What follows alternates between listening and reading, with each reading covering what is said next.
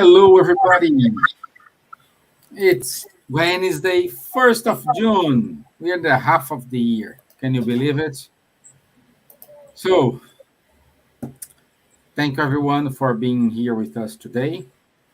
And today we do have a special guest, Roberto Watanabe from FEESP, São Paulo, State of São Paulo Spiritist Federation. So, it's a wonderful to have you here with us, Roberto. Thank you very much. Thank you, Stevan. Hello, Charles, Silvia, Elsa. Glad to be here again with you. Good. Thank you. And also, as always, I shared my time here with these lovely friends. Elsa is back with us. And would like to say hello to everybody. Hello, dear friends. It is really, as Stevan said, it is really nice to be back to London, to be back with you, to be back with this wonderful room and topics that we are discussing every Wednesday, 9 p.m. London time. Today, as Stevan said, our dear Roberto Watanabe, president of one of the biggest federation in the world, Spiritist Federation in the world. And for us, it's really a pleasure to see dear friends here, David, Nancy, Camille, and others that I was missing to see you all. Receive my hug. And Silvia, and Charles, and Stevan, and Roberto, and all people receive my hug and my love. Thank you all. Great. Miss Gibbons, how are you, my dear? Thank God, I'm really well, and it's wonderful to be here again. It seems like we're here together yesterday, because the week just flies by, and it's wonderful to see Elsa again with us, and to be able to be together with the grace of God. And we hope, and we know we're going to have a really good meeting today. So good evening, everyone. Welcome, and may God bless each and every one of us. Amen. Thanks.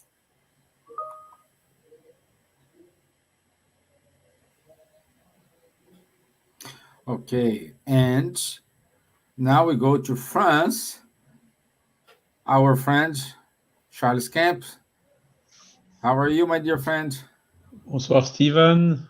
I'm fine, thank you. Hope the same for all of you. Very happy also Elsa is back with us, and also Roberto is again with us today. It's always a pleasure to hear him. We learn a lot. And particularly so about this theme today, what's happening in the world? Seems we are in confusion. Is it really sure that we will go to something better? So very eager to listen our dear brother Roberto Watanabe. Very welcome. Thank you. Thank you. So as usual, let's go to our video. Let me put it here.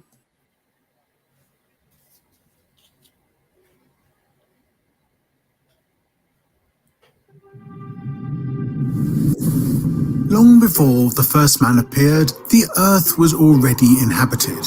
It seemed that something had prepared an elegant design, fine-tuned for life to flourish. It took almost 13 billion years and many mutations and adaptations for us to begin to walk the planet. Amazed by nature around them, and especially above them, our ancestors soon began to try to understand the issues that still seem so relevant today. Who am I? Where do I come from? Where am I going? What am I doing here? Is there anything beyond what my eyes can see? We have a natural inclination to inquire, to explore, to ask. Countless attempts have been made to obtain the answers from north to south, in the Far East and the vast West. But the knowledge acquired soon became synonymous with power, and soon was disputed through violent struggles and countless wars. It was not long before the knowledge was fragmented and each piece was treated as the only one, often hidden from the public. Men have divided the knowledge between what has been called religion, philosophy, and science. Religious accuse scientists of being possessed. Scientists accuse philosophers of being naive. Philosophers accuse religious of being irrational. And this dispute is still going on. From time to time, beings who seem to be ahead of their time emerged at different points of the globe in an attempt to appease these three great strands of knowledge. A recent proposal was initiated by Professor Hippolyte Denisard-Rivail. At that time, the theatres and concert halls of Europe and America were busy with performances where supposedly tables were moved by the spirits of deceased people. Rivail realized that something significant could be happening there. Is it possible to interview people already dead? If it were something done on a large scale, with scientific rigor and noble purpose, would open unprecedented learning fields for men on Earth. At first, skeptical of this possibility, Rivail had the idea of asking the same questions for several mediums, the people who claim to channel the spirits. Such mediums could not know each other, not live nearby, or understand the purpose of the research. This process would be legitimated by the fact that the letters with the questions at that time took weeks, even months, to be carried between different countries. Is there life after death?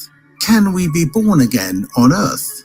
Is it possible to communicate with those who have died?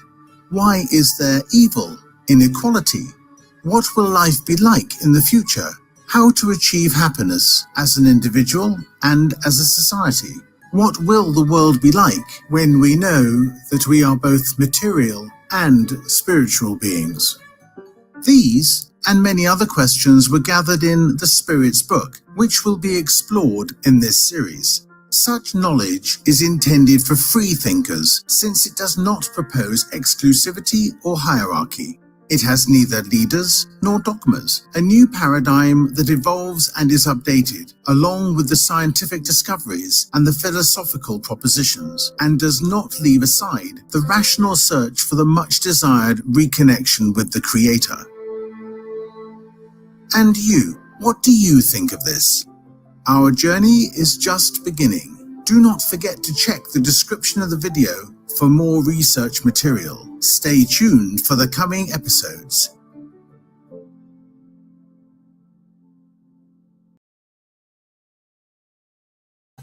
Okay, again, thank you to Spiritist Academy for these wonderful videos. And today, our friend Roberto Watanabe will talk about signs of times. It's an important topic. I'm dying to listen to him, to see what he's going to bring to us today. So thank you. I also want to say thank you to all friends we are here today. Buonanotte, Nancy, Camille Brilla, David Encarnação, Sandra Coelho, Julia Neso, my friend. Good to have you here. Thank you. Andrea D, Gerson Natal. So I have more differences. I missed somebody. No, I said everybody. So thank you. And Roberto, I will put your deck here. Yeah.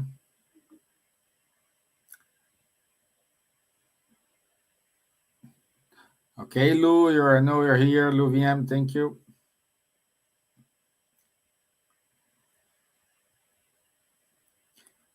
Thank you. Roberto, can you need to share? You are on mute, my friend. You don't have my presentation there?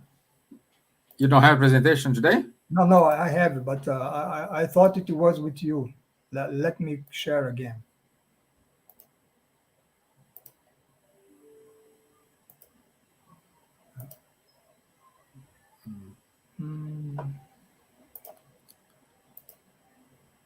Okay. I think it's not.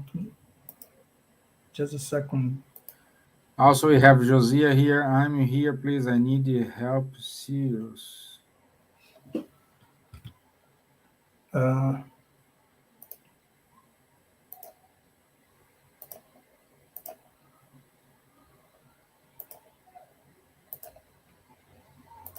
Josia, can, we have studies every Wednesday, 7 p.m. for introduction to these studies. If you want to, I can post the link for you in Facebook, where you are, I don't know, or Stevan can post here the link so you can follow the episodes. 1, 2, 3. We are in episode 5 for beginners that wants to know more about Spiritism. Okay? can you see now, Stevan? Yeah, I can see. There we go. Okay. Okay. Good luck. Thank you. Okay, so I took this topic, Signs of the Times, from the Genesis, the book written by Kardec. The last chapter where Kardec talks a little bit about the current situation of the world at his time, and but that applies until now. So the idea is to take a look at the current situation of Earth today, and for that purpose, we are going back to this text from Kardec. And what Kardec says here is that the time set by God has come. So this time is meaning that is a time of a transformation of our planet. And then that's why he says that great events will occur for the regeneration of the humankind. Because he says that everything in the universe is subject to the law of progress, including our globe, our Earth. And our globe progress in both directions, physically through the transformation of the elements that compose it. We can remember, for example, when the prehistorical times, when we lived in caves, and now when we live in these beautiful buildings of today. But the globe also progress morally through, he says, the purification of the incarnate and discarnate spirit that populate it. Because we spirit always think that population of the world is not this, let's say, 7 billions of incarnate people, but also we have more than double this quantity in the discarnate world, in the spiritual dimension. So all of these are subject to the law of progress. But what he realized, Kardec realized at his time, in 1868 was when this book was published, so more than a century ago. And he realized that the humankind had made at that time, that is valid today, great progress in the philosophical and scientific side, but not that much on the moral side, let's say, right? That's why he says here that the humans have achieved the remarkable results regarding science, arts, and material well-being. That's valid today, but we are well behind in the moral side of our character, right? Because they have it, he said, and we can say today, still today, that we have yet to make charity, fraternity, and solidarity reign amongst us. So therefore, a new order of things must be established, he says. So the transformation that he's mentioned here can occurs in two ways. We have some gradual, slow transformation or progress through time, but in some moment of time, there is a sudden changes, right? Because the Earth must go a step further in the progress. In that case, we have what he says here: a change as radical as is happening even today in our world. And this change is always followed with some commotion, is what he's saying here, right? What is this kind of a commotion? Because whenever we have some sudden changes, we have a commotion because people need to adapt to a new situation in a very fast way, right? So this commotion, he says, is not only disturbance on the physical elements. For example, tsunami, earthquakes, pandemic, and things like that, right? But also this commotion is caused by struggle of ideas, like the ones we can experience it in our world today, right? This conflict, this polarization of ideas, of concepts, the violence which result from this polarization, and even the war that we are going through today, and we went through that in the last century, right? Because so this is a commotion is a result of all of this, and this is necessary, Kardec says, because the time comes when the earth must ascend within the world hierarchy. So this is an interesting thing that he's mentioning here, because the earth must also ascend, must progress, right? So that's what he's saying here. And what is interesting to see is that when he wrote this book Genesis in 1868, he says that after nearly a century, Earth humanity is in the middle of a transformative endeavor. So that's very interesting, because if you were there in 1868 and we'll go back and 1 century ago, we will be closer to the French Revolution. So it means that this transformative endeavor started by the French, by the time of the French or even the American Revolution, right? So mainly with the ideas of the philosophers of the Enlightenment, right? Such as Voltaire, Rousseau, Diderot, Montesquieu, and other, right? D'Alembert. So that movement of ideas that resulted in these two revolutions is happening. This commotion, let's say, is happening since that time. The 19th century was a century of wars. Also, 20th century we have two great world wars. We have the experience of a totalitarianism, right? And even this century, the 21st century, it's something which would be unacceptable, but we are still experiencing a war just today, right? So this is the commotion that he says. So that's why he says humankind is being shaken on all sides. So since the 18th century, 19th century, 20th, and now 21st century.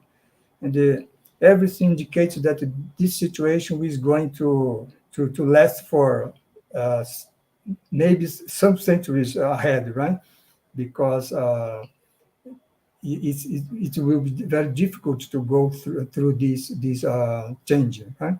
So that's why he said that when a social revolution occurs on the earth, it also impacts the invisible world. So that is also something very interesting he's saying here, that when we had, for example, all the movement of the let's say the First World War, for example, was not people, incarnate people who was involved in that conflict, right? People dying on the war or things like that. But also the invisible world, or let's that means the spirits also are were involved in this conflict, like surely they are today, right, with our current war that we are experiencing. And then he said that all the good and evil passions become overexcited uh, on the spiritual realm, just as they are among us. So this is something interesting that Kardec saying here. It's not only a matter of incarnate people. And the progress of humankind, I already mentioned this, occurs in two ways. So one is gradual, and the others is marked by abrupt, quick movements. That is something that is happening now, although it is lasting some centuries already, right? Since the end of the 18th century until now. But some centuries in the eternity is almost nothing, right? So uh, surely we are going through abrupt, quick movements, which are all these revolutions, wars, and even um, catastrophe, physical catastrophe that we went through, right? So through these centuries, these little centuries. So that's the why he says that they are similar to those of a torrent breaking the dikes. And in which direction we are going to, right? That's what is important in all this scenario that we are seeing. We are going to the direction of a new order, a new social order, where fraternity will be the cornerstone, something that we don't have, still don't have today, right? So we are going into this direction, even if it doesn't appear that we are going to this direction, right? Because if a person look at the world today, he said, wow, fraternity will be something impossible for us to reach, right? But that is the goal that where we are going to, right? And because only moral progress, he says, can assure people of happiness on the earth, because this moral progress restrain the evil passions, right? One thing is we can think about is how this is going to occur, right? How moral progress will occur, how the evil passions that we still have today are going to be restrained, right? And so the moral progress also will bring down class prejudice. We have now this problem of prejudice here in Brazil or in the United States, the prejudice of racism, of gender, of religious beliefs, and so on, right? So forth. So these will also be silenced. These antagonists will be silenced, right? With the moral progress. So that's what is necessary today. Is what we mentioned in the beginning, right? Humanity has progressed a lot regarding the intellectual, science and philosophy and so on, but not in the moral progress, right? And the problem is that Kardec says that the number of stragglers is quite large. So there was lots of people who, let's say, are dominated by the inertia, right? So they are living in such a way today, which is not it is not adequate, but they don't want to change, right? So that's why he will defend, Kardec says, their ground with tooth and nail. So they don't want to change. But this is an unequal struggle, he says, because it is that of the stagnation or inertia against the progress. And because progress is something that is set by as a law, right? The law of progress set by God as a law. So the individual or some people cannot struggle with such God's will, because Kardec says the time set by God has come. So what needs to happen today, this transformation of our world, will necessarily happen, right? And what contribution Spiritism can bring to this situation, right? What Kardec says is that Spiritism make us to have a clear understanding of what is happening, right? So that's why he says his Spiritism opens up a new pathway to humankind. It shows our true role in creation. Why are we here, right? Where we came from, where we are going to, why we are here on Earth. Right? So all these kind of questions that humanity has been asking since the Greek philosopher, for example, philosopher was already asking about this, right? So 2060 years ago. So all these answers Spiritism bring to us. So with a clear understanding of what is our role in creation, then we can go through this transformation process, these commotions that it follows this transformation process. We can go through this all of this, right? With faith, with hope, and going through it, doing what we have to do. So that's what spiritualism can help us, right, in this situation. So this is a short presentation that I prepared just to introduce this issue, and I think now we can discuss a little bit more if you have some questions or comments about that. Thank you.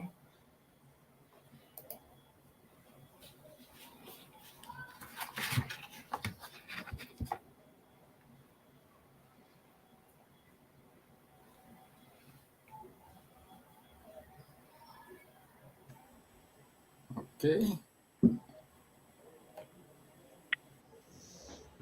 Yeah.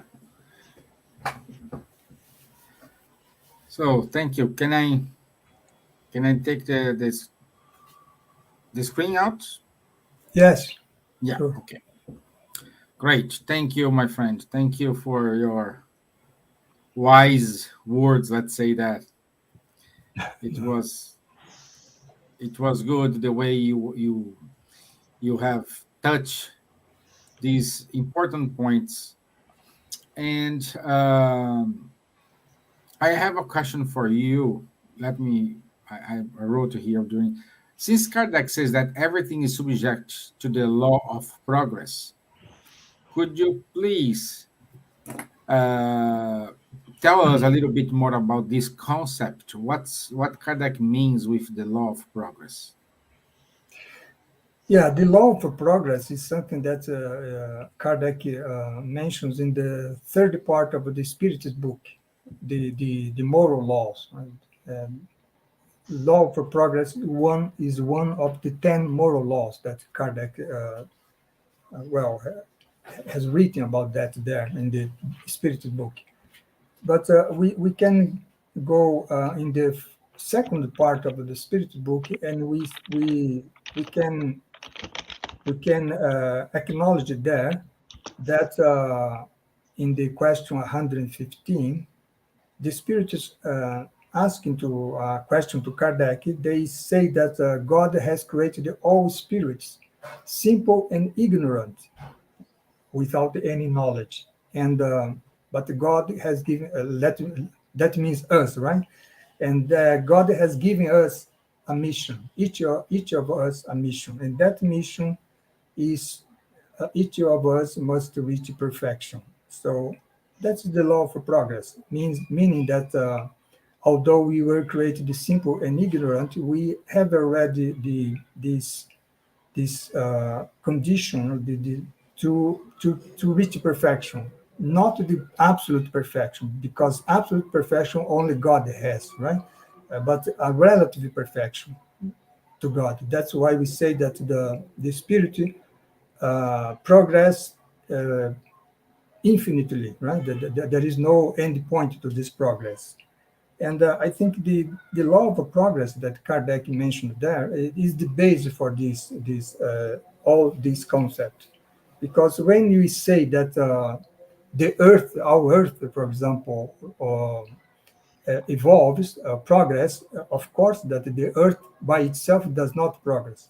what everything that the progress on Earth is related to the spirit's progress, right? So that I think that way we could understand this law of progress.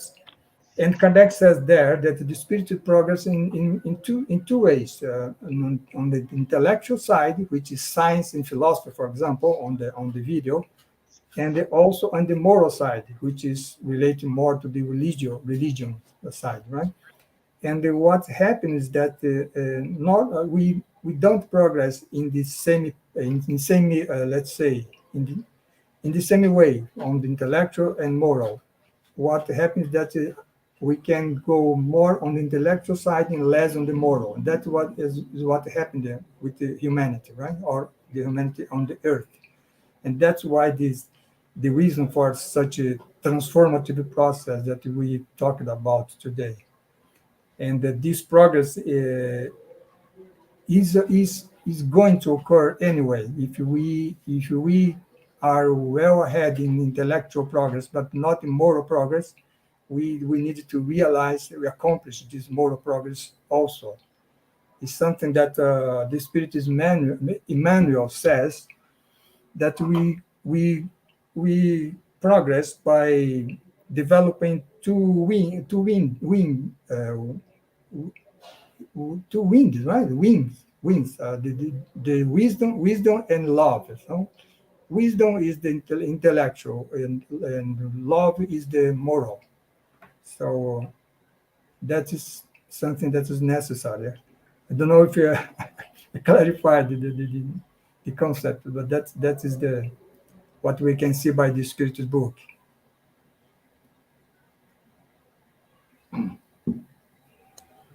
Can I ask my question? Yes. Sure, of course. If my voice fail, Stevan can read for me my question because I type here, okay? Okay. So Kardec says, Roberto, that our globe is also subjected to the law of progress, since Spiritism declares that all the globes are inhabited. How can we classify them according to their stage of progress? Yeah, that is on the Gospels according to Spiritism, chapter 3, where Kardec, Spiritism says that all the globes of the universe are inhabited, right? So one of the basic principles of Spiritism, we have many basic principles, right? In the Spiritism, we have God is a principle, the immortality of the soul, reincarnation, law of progress, the communication between the physical and spiritual world, let's say, put it that way, and also the plurality of the inhabited worlds. So, as Spiritism defends that all globes are inhabited, Spiritism also says that these globes can be classified according to the level of progress. It's not actually the progress of the globe itself, right, or of the planet, let's say, but it's the progress of the humanity that inhabits that planet or that globe. So in that sense, we can see there on the chapter 3 of the Gospel according to Spiritism that we have five. We can classify in 5 stages, right? And so we have the primitive world, where we have the first incarnation of the Spirit. So we can think that, for example, that when we just said that God created all spirits simple and ignorant. Well, when they are created in this starting point, then we start to incarnate on the primitive worlds. So that's where we can understand it that way. And then after that, we have the worlds of trial and expiation, who are worlds where the humanity of that world are still very imperfect. So in this kind of a world, we have the evil predominates, right, rather than good. And then after that, we have the regenerative world, where we don't have a predominant, nor neither evil nor good are predominant. They're in a kind of equilibrium. And then after that, we have the happy world, where God, good predominates. And above all that, we have the heavenly or divine world.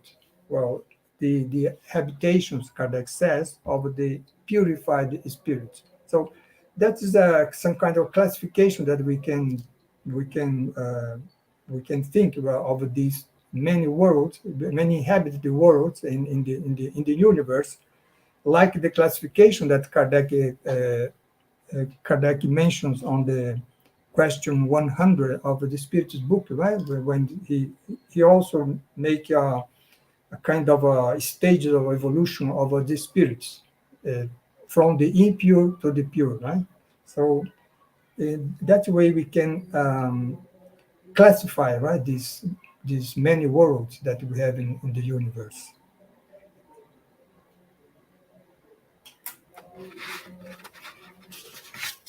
Thank you, my friend. And we do have a question here from Camille Brilla. Mm. And the question is,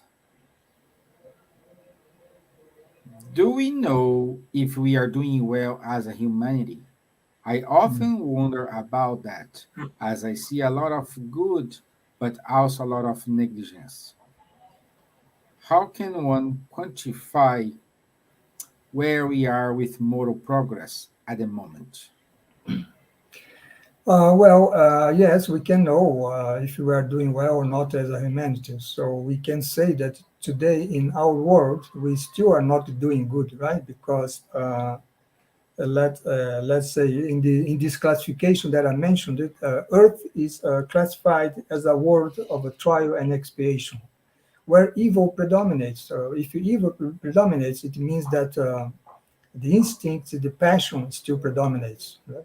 So, and the as we can study on the 50th chapter, on the chapter 5 of the Gospel according to Spiritism, depending on the action that we have the consequences. So if we in a world dominated by passions, by instinct, by evil, the consequences is suffering, right? And that is what we are seeing today in our world. We have still a world. Our Earth is a world of deep inequality, right? Is a world of conflict. We are seeing each day the news about the war, right? The war that happened there in the Eastern Europe. But there are many other conflicts happening around the world that are not that much covered by the news. And so this conflict with polarization of ideas, with violence, with war, the the environment that we are destructing, and with all the consequences, these climatic changes that we are going through. So all these shows that we are not doing well, still are not doing well as a humanity. We have a longer way to go ahead, right? To to uh, to say that now we are going to doing well. So quantify, as she's asking here, quantify. I think it's she's right, Camille. She's um, quantify with moral progress at this moment. I would say that well, I could say that we are almost reaching the bottom of our worst scenario, because we are going through this transformation process, because we need to go to reach the bottom, but then we can elevate again, right? So I would say that the the situation regarding moral progress now in the earth is not that good uh, at all.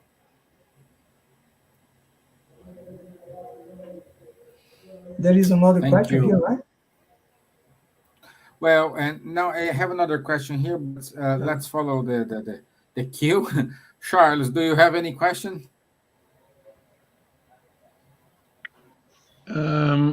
Yes, just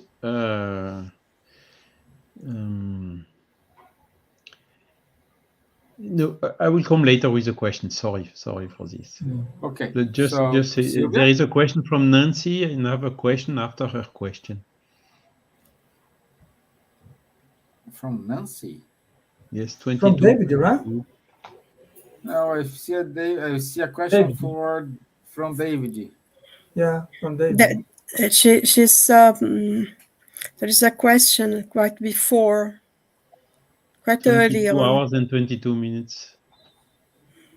Oh, I got it. Yeah. Okay. Let's see. Okay. So, Silvia, do you want to go before or after Nancy?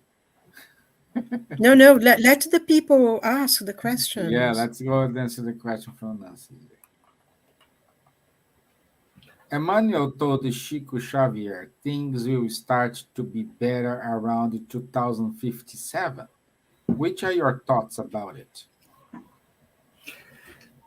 Well, considering the situation we are going through now, 2057 is too close, right? So it's little 35 years from now.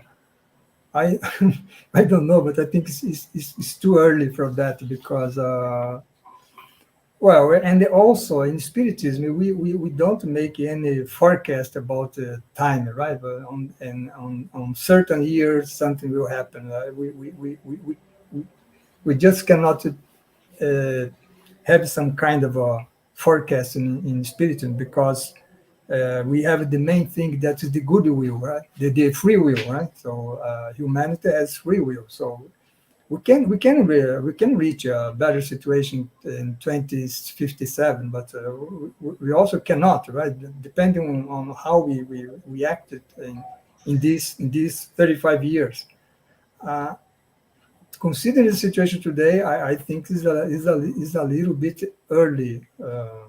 I think we were going through this process since the end of the 18th century, right? The French Revolution, and I think that we are going to go through this process some centuries ahead, because transformation does not happen from day to night, right?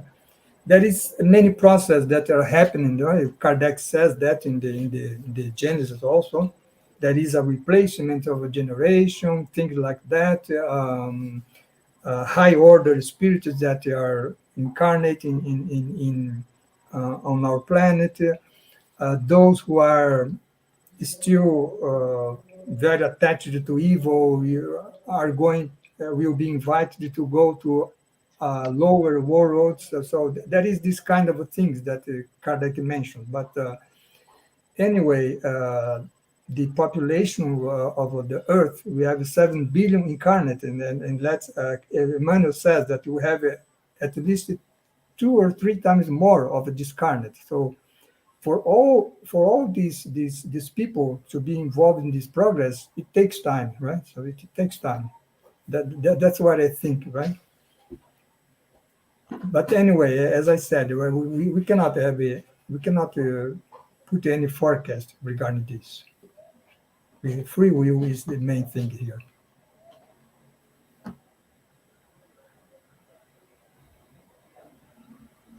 Yes, thank you, Roberto, for the answer. So I think when Nancy is writing, things will start to be better. And just things are better every day after each day. Yeah, each day there is a progress. There is something better. The problem is due to this crisis which are happening. We and since the medias are stressing and focusing so much on this particular crisis, showing the bad things rather than the good things, we may be a little bit misled in our perception, thinking that the things are going worse. But I think no, the things are getting better every day. When we look back 200 years ago, as you told Roberto, since the French Revolution, they were still cutting the head of the people in the guillotine and so on. So this is finished now, at least in France. So the things are becoming better every day. We see the progress very clearly. Now, I think I fully agree with you, and I appreciated a lot this argument. It's for if we have 20 billion of spirits around the times that they reincarnate, all of them need to have a last chance Yeah, to incarnate and to try to become better and so on. So this, as you tell, takes time and some yeah, centuries. So I think we maybe today, after 2 centuries and something, somewhere in the middle, but it still may take so many centuries ahead. Don't you think so? yeah, for sure. Now that's interesting point that you raise, Charles, because the spirit Bezerra de Menezes, I don't know if our colleagues here know have heard about one of his communication. He says that there are lots of spirits who are so dominated by evil that they are put aside on the lower dimension, let's say. And in this transformative process, they are having their let's say there's less chance to to stay on the earth or to go to a lower world. So uh, these for all these people to have the chance to incarnate and have this, let's say, last chance, it will take time also, right? So I think it's like we can count them by billions also, maybe. So, for the other hand, you're right also, Charles. I'm stressing here the negative side of our current situation, but you're right. Progress is always happening. Because law of progress, right? So we are progressing. No? The only things that we are progressing more on this intellectual side, not that much on the moral side. But even in this situation, we also can say that, for example, we say that the evil still predominates in our earth, but it doesn't mean that all of us are dominated by evil, right? We could say that the most of the inhabitants of our earth are good people, right? So and that we can see also in the spiritual book in the end, where Kardec says why evil predominates on earth, right? And the answer from the spirit is something that we are shamed by the answer, because the answer is because the goods are very shy, right? Uh, the goods are the majority, but they are shy. So the bad, let's say the evil ones, are few, but they predominate because they make lots of a noise, right? So that's interesting. To also to point here to put also a optimistic side here, right? A positive. Yeah, it's wonderful. So many questions here now. So, um, let's go on here from David. David David. Encarnação made a lot of questions here, but uh, let me put it here. So we still have 10 minutes. So Silvia, don't worry, be ready with your question. I didn't forget about you, my dear. Sorry, it's better to answer the questions that people are asking. I don't mind at all. Yeah. Why is the neutral word described as regenerative rather than good word? Is good word not regenerative as well? What's better than regenerative? Well, the definition that the Spiritists give us on that chapter 3 that I mentioned from the Gospel according to Spiritism is that the regenerative world is the world where souls who still have something to expiate may absorb new strength by resting from the fatigue of struggle. I should say I should say the following, David. We know that today we are in a world of trial and expiation. So we have all these transformative process. We have the pain, we have the suffering, we have the wars, we have conflict, we have inequality, people dying of famine and disease and all of that. So after Thank we you, go Gibbons. through this process, we must have some rest, right? So of this shocking process. So that's what we will have on the regenerative world. So it's a world where good is still not don't predominate, but the evil neither. So it's a kind of a balance in the situation where we can well have the strength, concentrate our strength to go to a further step, which is the happy world. And in this happy world, there we have the predomination of good. So regenerative is also a kind of a transition world, if we can put it that way, right? Between the trial and expiation, where evil predominates, and happy, where good predominates. So in the middle of this, we have the regenerative. The Spirit says in the there on the chapter 3 that a person who is on the regenerative world, which I believe will be most of us of us today, we still have to struggle with our own imperfection, and we can still when can even go back. The Spirit says depending on how we act, we can go back to the trial and expiation world. So is a world where we will concentrate strength to go ahead. Is this situation? So it's not yet a good, let's say, a world where good predominates. This will happen only on the happy world, right? Great. Thank you, my friend. So, Silvia, would you like to say your question? Well, I like to make a point, actually. I agree with you about in most of the things you said. I think, but I personally feel that we already are in the world of regeneration. I think it's just that the old world will scream and shout and really try to hold on to their power. So that's the conflicts I think we're seeing now. But on the other hand, I think was mentioned by Charles and you and Elsa and Stevan even, that we are, on the other hand, most of the people on this planet are good, or at least they are reasonable people.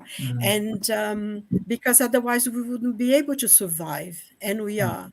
I think, in the last 2 years that we've seen an incredible transformation of our planet and of moral, of people.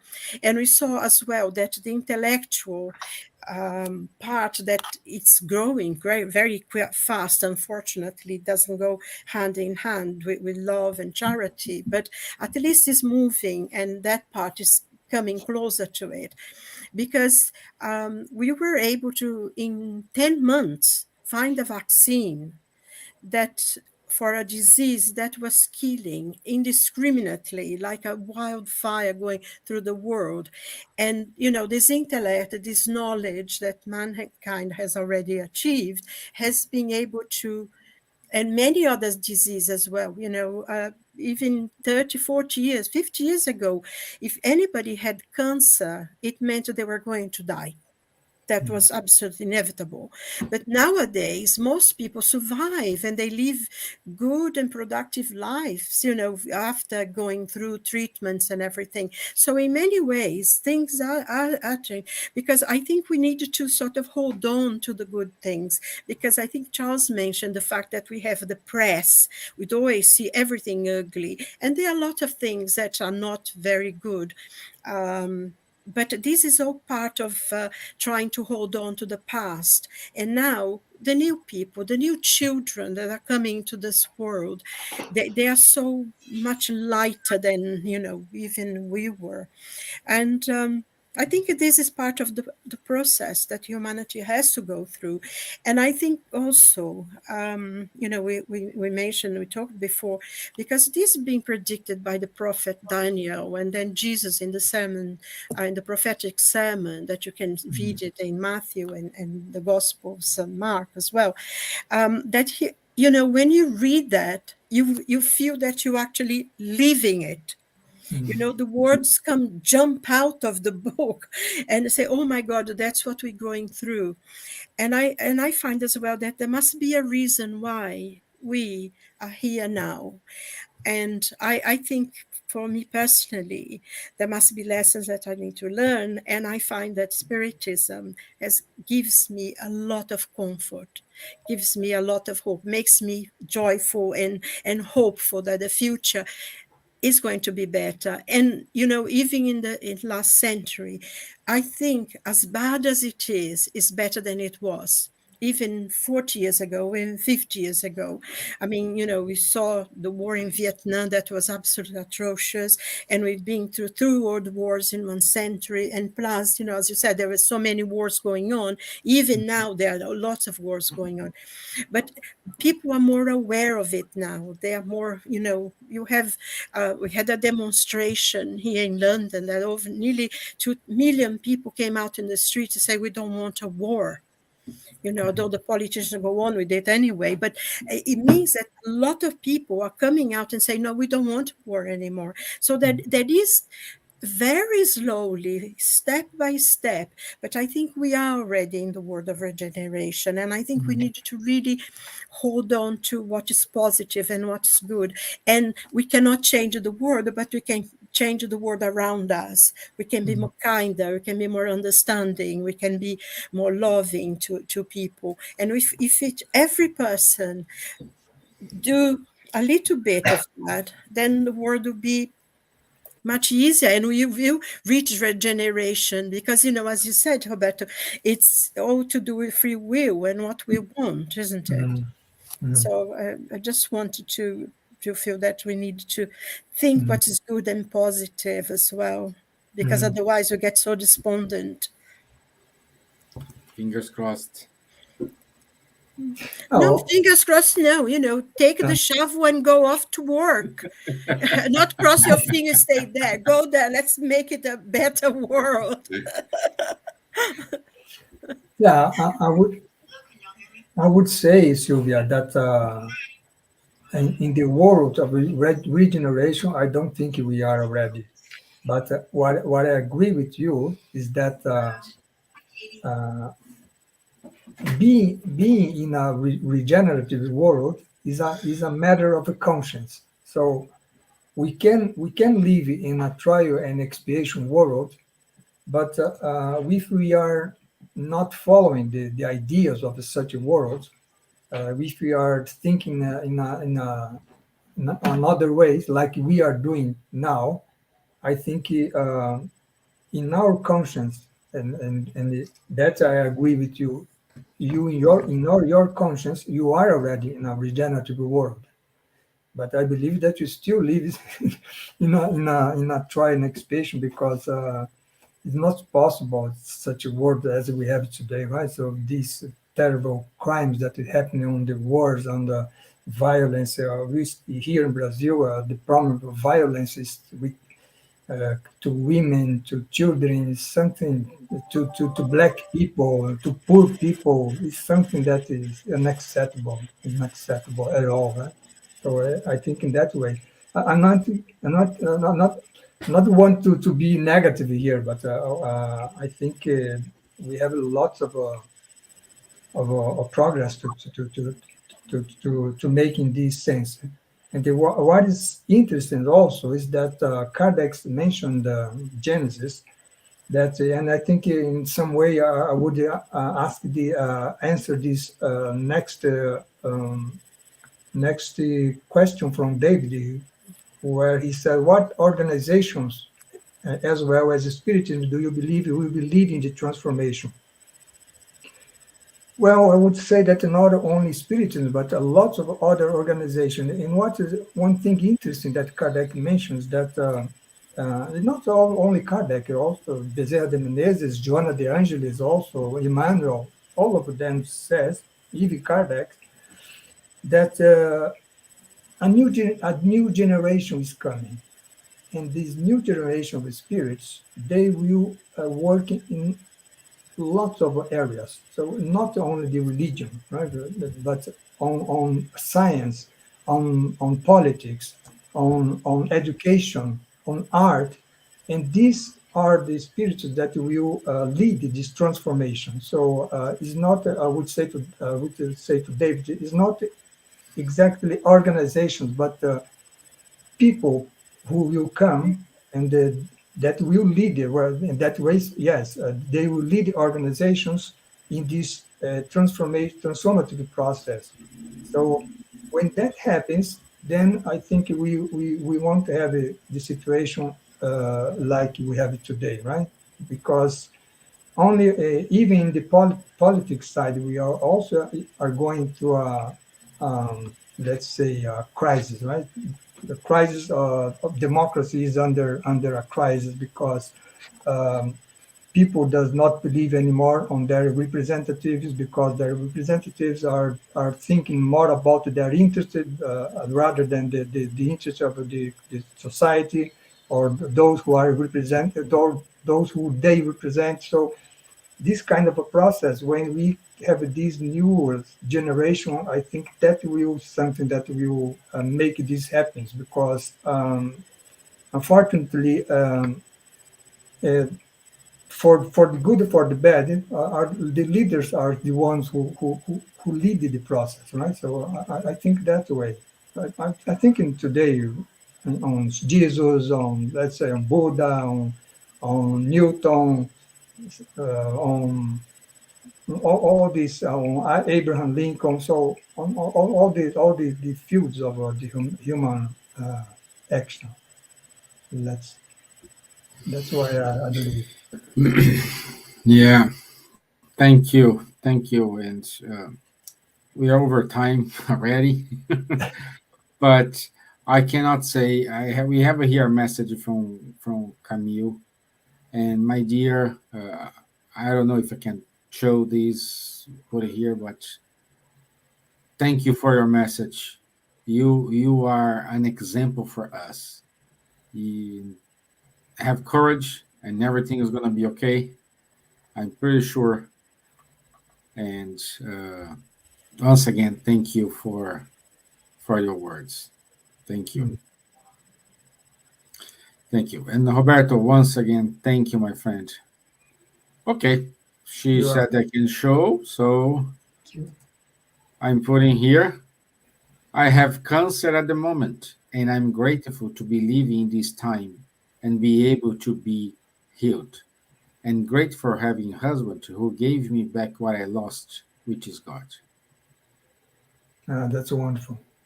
Thank you, my dear. Thank you. Olha o que ela escreveu sobre o espiritismo. Espiritismo should Okay, be yeah, everywhere. she wrote a lot of things.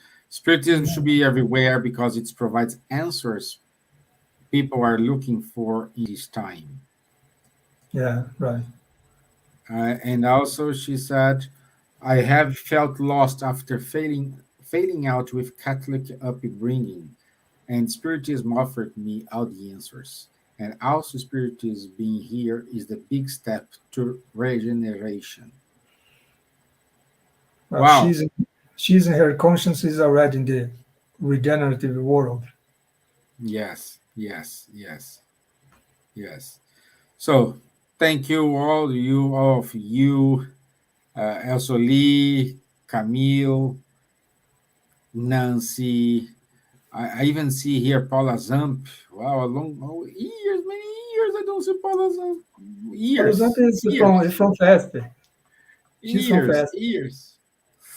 Marcos She Navarro, coordinates Julia courses in Neso. FEESP, Roberto. And All right. she's an educator here, and she's a Yeah. singer. She's a singer. Yeah, yeah. Well, uh, I was a teenager and was listening here. Uh, she sings wonderfully. It is amazing, amazing, amazing. Okay, so let me go very quickly here with the announcements. And okay, so next week, miracles and predictions according to Spiritism. And we will have our friend Rodrigo Ortega with us. So it's wonderful, my friend, to have all here. So don't forget, next Wednesday, 9 p.m. And we still have our introduction to Spiritism. It's 7 webinars. We are in the 5th one, so don't miss this. Every Wednesday, 7 p.m. London time. And this is our non-stop shows. Every Wednesday, coffee break with Kardec. Every other Tuesday, we have time to talk and a study of this book, No Solar. And every Saturday, 10:30 a.m. London time, we have the online course about the book, The Medium's Book. Okay? That's it. This is it from us today. Thank you very much, Roberto. I cannot say thank you. It's not enough. No. And thank you, FEESP, for the opportunity to share this moment with us as well.